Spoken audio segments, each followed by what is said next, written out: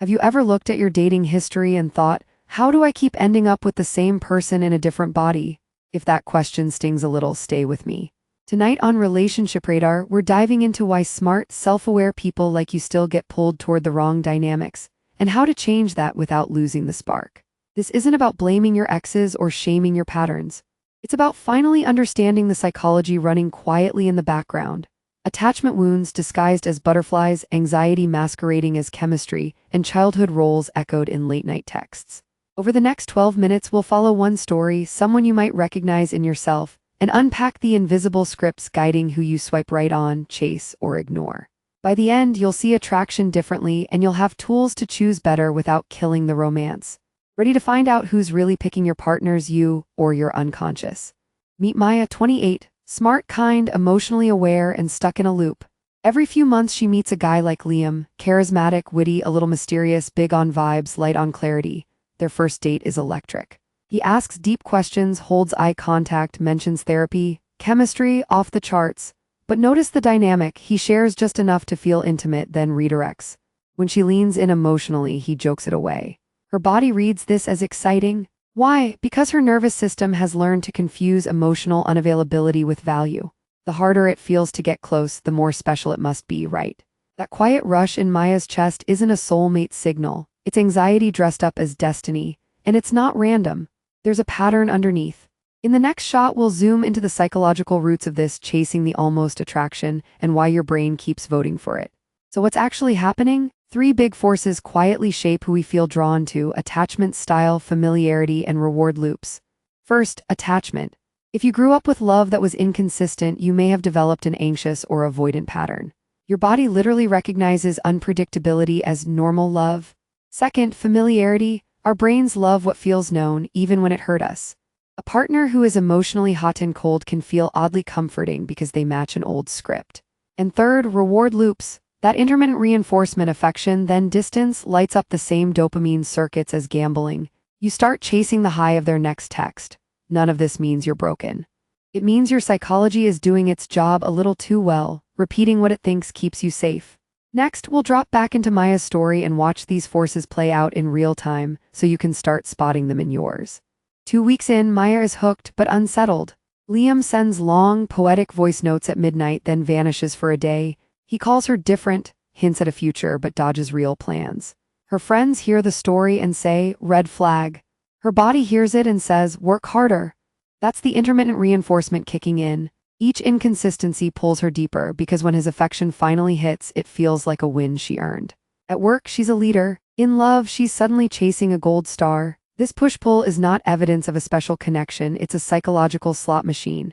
And that confusion you might know too well, the I know this is bad for me, but I can't let go. That's not you being weak. That's your nervous system running an old, powerful program. Next, let's uncover where that program likely came from and why understanding it is the first step to breaking the spell. Maya's story started long before Liam. Growing up, love in her house was inconsistent. A parent who was amazing one moment and distant the next. Big promises, sudden withdrawals. As a kid, she learned to scan every mood shift to be good enough to keep connection. Psychologists call this an anxious attachment pattern. Fast forward to adulthood, that same pattern filters her dating choices. Reliable people feel too easy, even boring. Unpredictable people wake up her old skill set, overthinking, performing, chasing, and her body labels that activated state as chemistry. If any of this sounds uncomfortably familiar, breathe. This is not about blaming parents or reliving pain. It's about connecting the dots so you stop confusing emotional chaos with passion. In the next shot, we'll explore the flip side. Why some of you shut down or pick people you know you'll never fully commit to, and how that dance collides with Maya's of the world. Enter Noah, 31. On paper, he's great, stable job, fit, kind to his friends, but emotionally, he's on airplane mode. After a messy breakup years ago, he unconsciously decided. Never again. Now he chooses partners who are a little out of reach, wrong timing, different city, intense but short-lived connections. Psychologically, Noah leans avoidant. Intimacy feels threatening, so he keeps just enough distance to feel in control. Here's the twist. People like Maya and Noah are magnets. Her anxious need to close the gap meets his avoidant need for space. Each confirms the other's worst fears. I'm too much for her, people always leave for him. This isn't toxicity as identity, it's two nervous systems playing out old protection strategies. In the next shot, we'll put Maya and Noah in the same room and watch attraction psychology live, so you can recognize this dance before you're in too deep. At a friend's rooftop hangout, Maya meets Noah. The moment feels cinematic, golden sky, shared jokes, playlists syncing, that soft, charged eye contact. He's attentive, curious, a little reserved. She leans in. He offers just enough depth to feel special, then glances away, lost in thought. Her body flares with interest, challenge. His body relaxes a bit, she fills the space so he doesn't have to. This is the anxious avoidant loop forming in real time. Notice the micro moments. She overshares slightly to keep the connection flowing. He compliments her, then jokes about not being relationship material. A subtle warning wrapped in charm. Her brain edits it out. Maybe you've done that too, ignored the sentence that told the truth. Right here is the crossroads. Most of us speed past it. In the next shot, we'll hit pause and show you exactly what to look for early so attraction doesn't blind you to compatibility. Let's slow this scene down. When someone says, "I'm bad at relationships," believe them the first time. It's data, not a puzzle to solve. Early green flags, curiosity about your feelings, consistency in messages and plans, no weird gaps wrapped in excuses. Early red flags, intensity without clarity, self-deprecating confessions about commitment, treating your time as optional. Psychology tells us people reveal their patterns quickly if we listen without romantic editing. Here's a practical dating tip. In the first few encounters, watch what someone does with your vulnerability. Do they hold it gently or change the subject? Maya laughs off Noah's warning because she wants the story. Many of us do. But what if instead you used attraction as an invitation to observe, not immediately invest? Next, we're taking this from theory to transformation. How Maya begins to rewrite her script, and how you can too without losing your heart. A few weeks in, the familiar ache shows up. Noah pulls back after a beautiful date. Slower replies, vague plans. Old Maya would double text, over-explain, twist herself smaller. But tonight, she pauses. She remembers. This tension feels like home, not like health. She opens her journal instead of his chat. She writes, "What is this actually telling me? Does his behavior align with the kind of relationship I say I want? Clear, mutual, emotionally present." Then she does something radical for her nervous system. Nothing, she doesn't chase, she lets reality reveal itself. This is the climax building, the moment she stops outsourcing her worth to someone else's inconsistency. In psychology terms, she's disrupting the reward loop, teaching her brain that safety and self-respect come first. Next shot, we'll see what happens when she chooses differently, and I'll give you concrete steps to start retraining your own patterns. A few days later, Noah suggests meeting. Old script, pretend nothing's wrong except crumbs. New script, honest, grounded. Over coffee, Maya says calmly, "I've noticed you pull back after we get closer.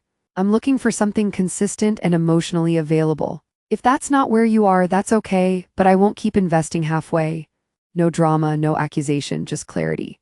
This is secure energy, something you can cultivate even if you didn't start that way. Noah hesitates. He admits he's not ready for depth. In the past, Maya would have heard that as a challenge. Now she takes it as information. This is the turning point, when attraction meets self-respect and self-respect wins. You can feel the nervous system rewiring, discomfort, yes, but also relief. Next, I'll break down the exact steps Maya took to get here, so you can shift from repeating patterns to consciously choosing your partners. Here's how Maya got to that cafe moment and how you can too. Step 1, awareness. She mapped her patterns without self-hate. Who am I drawn to? How do I feel in my body with them, safe or on edge? Step 2, regulation. Instead of acting from panic, she learned to soothe herself, deep breaths, calling a friend, taking a walk before texting. Step 3, standards. She wrote a simple list: emotional availability, consistency, shared effort. If someone's actions didn't match, attraction alone wasn't enough. Step 4, reps, small, repeated choices, ending chats that were all flirting, no depth, saying no to late night you up. Giving energy to people who felt calm, not chaotic. That's how secure attachment is built in adulthood, not perfectly, but intentionally. In our final shot, I'll leave you with one powerful perspective shift that can change the way you date from tonight forward. Here's the shift I want you to take with you. Attraction is a signal, not a command. That first spark, beautiful. But it's only step 1 of the vetting process, not proof that this person is meant for you. You are allowed to want both fire and safety. You are allowed to walk away from almosts, maybes, and mixed messages without making anyone the villain. The real attraction secret is this. Healthy love starts with how you treat yourself between dates, in those quiet moments when no one is choosing you but you. Like Maya, you can learn to recognize when your past is picking for you and gently choose differently. If this resonated, you're exactly who Relationship Radar is here for. Hit subscribe, share this with a friend who needs it, and remember, your patterns are powerful, but your awareness is stronger. You are not hard to love, you're just learning to love smarter.